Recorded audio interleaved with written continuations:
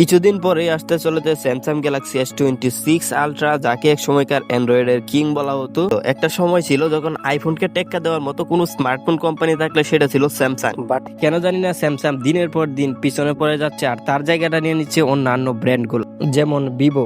এখন দেখার বিষয় স্যামসাং কি S26 আলট্রা লঞ্চ করে কামব্যাক করে আবারও অ্যান্ড্রয়েডের কিং হতে পারবে।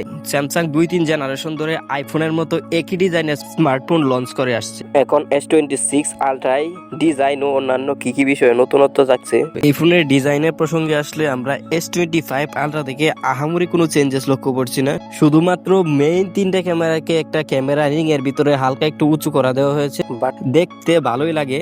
এই ফোনের ডিসপ্লেতে ইউজ করা হয়েছে 6.9 inch dynamic LTPO AMOLED panel, 120 hertz high refresh rate রয়েছে। স্যামসাং এর ডিসপ্লে নিয়ে নতুন করে বলার আর কিছুই নাই। আইফোনের ডিসপ্লেও কিন্তু স্যামসাংই তৈরি করে। স্যামসাং এর display one of the best display.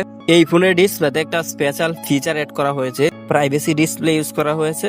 মানে আশেপাশের কেউ চাইলে কিন্তু আপনার ফোন দেখতে পারবে না, যে ব্যবহার করবে শুধু সেই দেখতে পাবে। এইটা একটা কাজের জিনিস।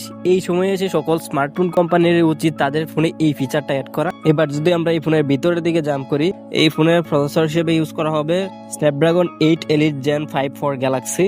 যেই জায়গায় স্যামসাং মূলত তাদের ফ্যান বেসদের হতাশ করবে তা হলো ওই ফোনের ব্যাটারি। এই ফোনে রয়েছে 5000 mAh এর ব্যাটারি। প্রিভিয়াস জেনারেশন থেকে S26 আলট্রায় কিন্তু ক্যামেরা মেগাপিক্সেল ওয়াইজ কোনো রকম পরিবর্তন লক্ষ্য করছি না, সেম সেটআপই থাকছে। এখন দেখার বিষয় স্যামসাং ক্যামেরার কোয়ালিটিতে কতটুকু ইমপ্রুভমেন্ট আনতেছে। স্যামসাং ফ্যানদের জন্য একটা গুড নিউজ আছে, র্যাম আর প্রসেসরের দাম বেড়ে যাওয়ায় কিন্তু প্রত্যেকটা ফোনেরই দাম বেড়ে যাচ্ছে, কিন্তু স্যামসাং ক্লেম করতে তাদের এই ফোনের দাম বাড়বে না। প্রত্যেক বছরে যে প্রাইস পয়েন্টে এই ফোন লঞ্চ হয়, এইবারও একই প্রাইস পয়েন্টে আসবে।